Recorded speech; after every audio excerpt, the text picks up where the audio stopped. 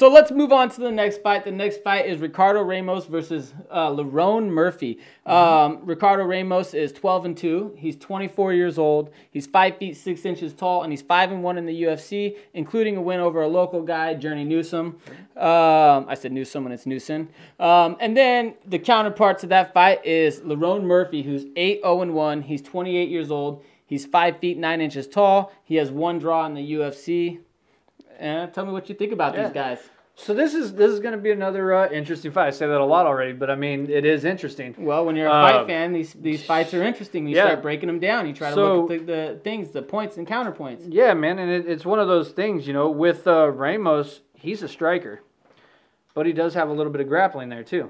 He's a Brazilian Jiu-Jitsu brown belt. Yeah, and I think he's pretty well rounded. And one thing I noticed is that fight with Newsom, I watched that one. And obviously, we were biased. We were rooting for Newsom on there. I think Journey made his UFC debut on short notice on that fight, too. Yeah, it was so he didn't get a full camp. But that fight went to the third round. Yeah. And it was super competitive back and forth.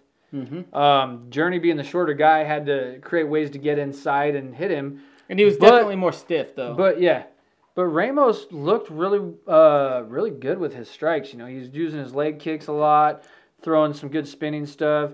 He's got these spinning elbows that he does, and I think that's what he knocked Newsom out with eventually. Yeah, so the way I described his striking was loose hands and feet. Yeah. He just kind of lets them go. He flows. It's just fluid. But he's not afraid of being taken down. I think he landed, what did he land, 3 of those spinning elbows on Journey? Oh, I don't know, and Journey just kind of stood there and took them. Yeah, the first few he took them. Yeah. And the one glanced right off his chin, otherwise it would have put him out, I think, because it went boom. Possibly. I think it was in the second round. Journey's hard to put out, because I remember when my boy Anthony Marks kneed him in the head. Yeah.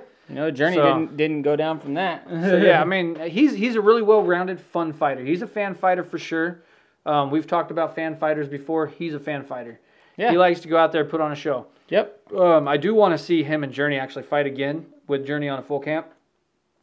I don't know who would win that fight. Well, I'm not even thinking about that fight right now, because I think that Ricardo Ramos is looking to break in the top 15, top 10 right now. He's on the cusp. He's 5-1. He's there. He's 5-1, and this is the problem with being an exciting fighter, is the UFC doesn't build you up as much when you're an exciting fighter. They use you oftentimes, and it's a tricky thing for them. Are you exciting in the fight and a good personality outside, or are you just an exciting person in the fight? If you're exciting in the fight, they're going to throw you a lot of fights where you could win a lot.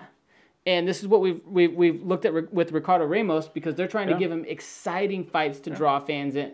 So he's close to the top 15, top 10. He's 5-1 in the UFC. Being exciting can be a problem. It slows you down a little bit. It does. So when we go on... We've noticed this a lot, have we not? We have. And when we move on to Lerone Murphy, one thing I noticed about him, is he's a crafty striker. Yeah. He throws some really weird stuff. He likes to use his hands a lot more than his legs, though. Yeah, but he throws it from weird places. I'd say maybe awkward striker. I don't know if that's a right word. I don't know. But he's a crafty striker. I like crafty. Because it doesn't sound it doesn't sound bad. I don't know if he's awkward. But it's that's why I say crafty. When it comes to boxing, there's lots of different styles, right? So a lot of people talk like the peekaboo style, Mike Tyson from Customoto. They say that that's technically a bad style for you to use, right? It's good for them, I think, but not for everyone. Yeah, and also with Murphy, in his fight versus Tukagov, Tukagov was able to take it down and control Murphy a lot, but Murphy showed he's not a slouch on the ground. He kept constantly attacking for submissions while he was off his back. Yep. And he was able to get up. So it's going to be interesting if Ramos does decide to go down, because I think they might be pretty evenly matched, even though I'm not sure if Murphy has the credentials that Ramos has in terms of Brazilian Jiu-Jitsu belts. But Murphy looked like he was no slouch, especially against Tukagov, who's no slouch on the ground. So one thing that I noticed about Lerone Murphy is that he's never finished anybody outside of the first round. So he's 8-0-1. He has 3 decision victories, which is good. But if he's going to knock you out, it's going to be in the first round. Yep. He's going to come heavy and hard in the first round, try to finish you. If it doesn't work, he's going to start to conserve himself a little bit more, and he's going to look for the decision.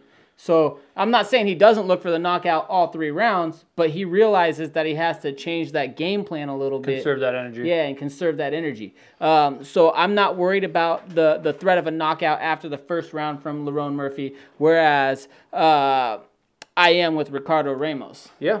So, I mean, I think if Murphy's going to win this fight, he needs to do something similar to what Journey did. Journey utilized those leg kicks really well, and Ramos's left leg was a completely different color than his right leg by the end of that fight.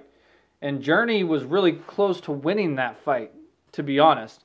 Ramos was not able to stand on that left leg in the third round. And if Journey didn't get caught by that elbow again, I mean, I think, did it go to a decision? I think it ended up going to a decision. I don't remember. I don't know if he finished him in the third or if I don't it think went to he the finished decision, him. but it was close. It was really close. I think it ended up going to a decision, to be honest.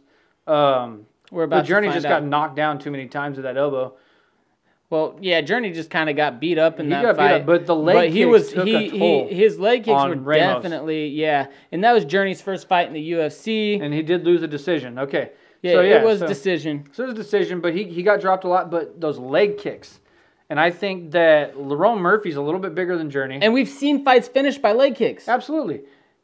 And I think if Lerone Murphy, I think it'd be dangerous for him to stand with Ramos unless he's going to beat up that leg. He's got to beat up that lead leg. If we look at the strikes, it was 76 strikes for Journey Newsom landed. Significant strikes. Significant strikes.